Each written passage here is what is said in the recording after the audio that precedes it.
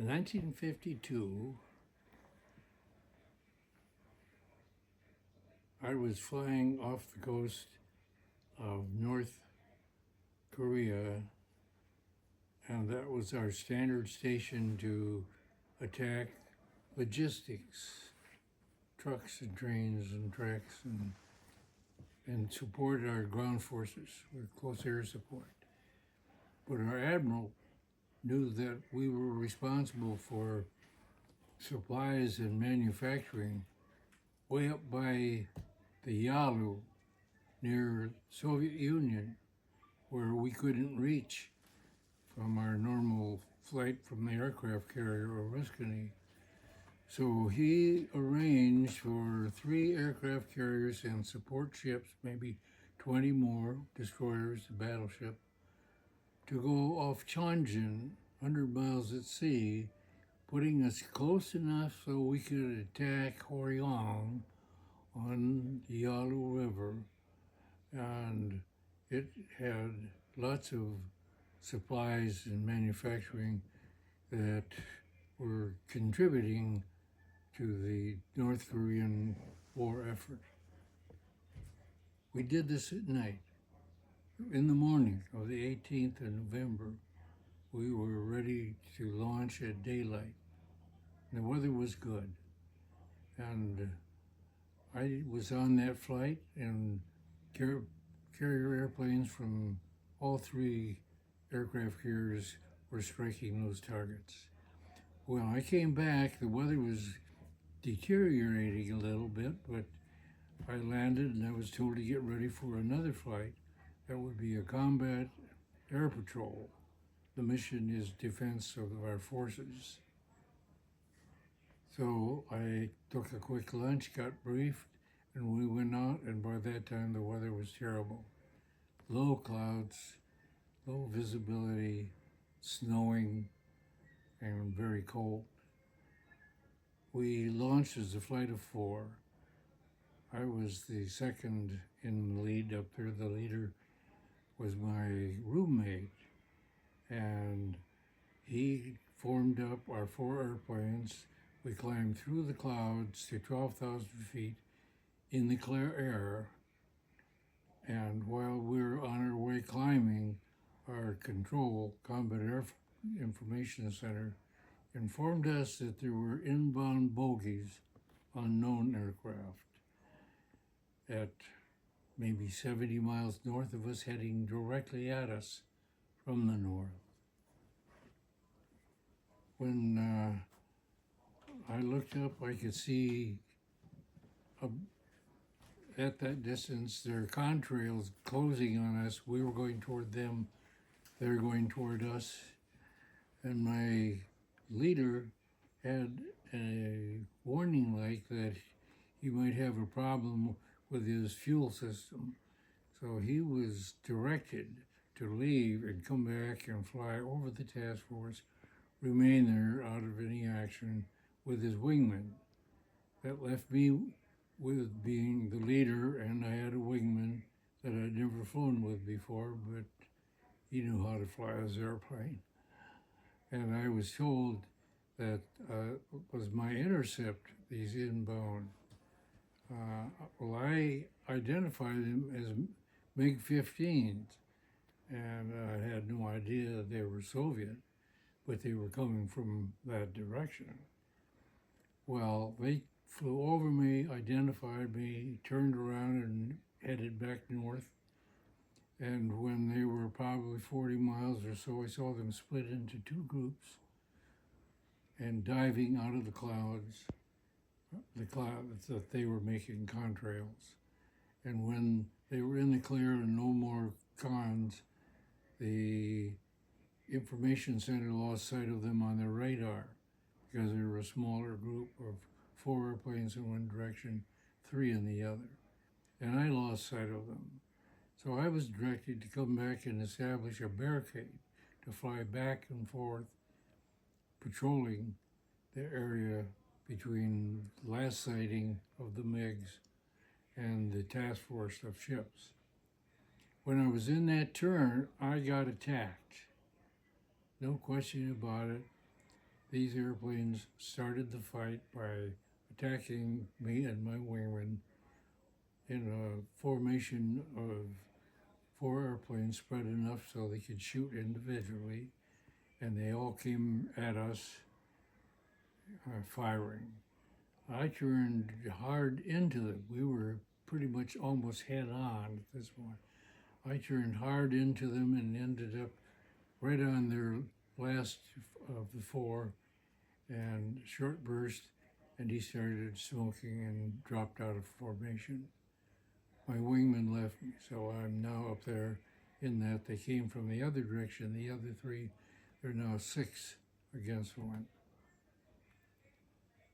The planes of that formation climbed abruptly and showing their better assets as a fighter, and they climbed well above me by 2,000 feet or so, while I was following them as perhaps a target.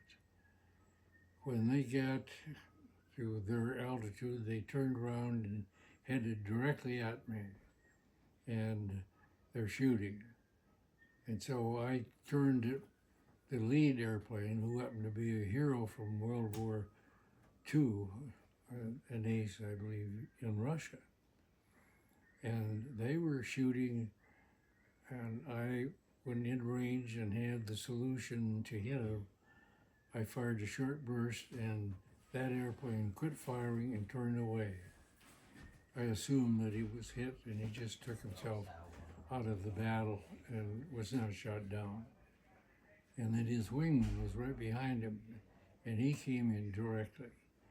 And as he headed at me and I got in range and the solution to hit him, I fired a short burst and he quit shooting, but he kept coming and coming, and he slid right underneath my airplane. I'm sure he was dead. The plane didn't maneuver. And so the fight was on. The other 3 came from the other side, and now they were broken up and flying as individuals instead of in formation. And so the fight continued for 35 minutes. And they were continually attacking me from my tail, from behind. And my attention, primarily, what I was concerned with, what I had to counter, were the planes coming up behind my tail. And when did you receive the order from the order to fight for a country? At the time, did you feel any fear? No, this was continuous. There was never a time when we parted. I was always in this mix of MiGs. And as they would get in shooting position, I would make a hard turn so that it messed up their aim point. And this is, everyone, we're doing the same thing, coming in. This is standard gunnery tactics for all military air forces. And the other airplane could do everything better than my airplane, except we could probably turn at the same radius. And however, I was slower than this airplane flying on down at me. And that meant that he had to pull more G's, make the airplane turn tighter to turn inside of me. And I was turning slower so I could turn tighter, so I was inside of him, and they had a tough time getting the aim on me. And this happened repeatedly, one right after the other. Now, they made some mistakes. One of them came on by, instead of, once he couldn't shoot anymore, pull up abruptly, he just kind of flew on by like this, and I got around and in close at him and hit him, and a lot of parts of his airplane were flying off, and for sure he was going down. Others, I had the solution. I fired. Good possibility I could have, might have. And I was unaware of my results. Once I did the firing, immediately I'm defensive because there come one right after the other. Okay. Seeing how South Korea has transformed from a war-torn country into a global economic and central powerhouse, how do you feel about the sacrifice you and your comrades made? Understand me? No. Before.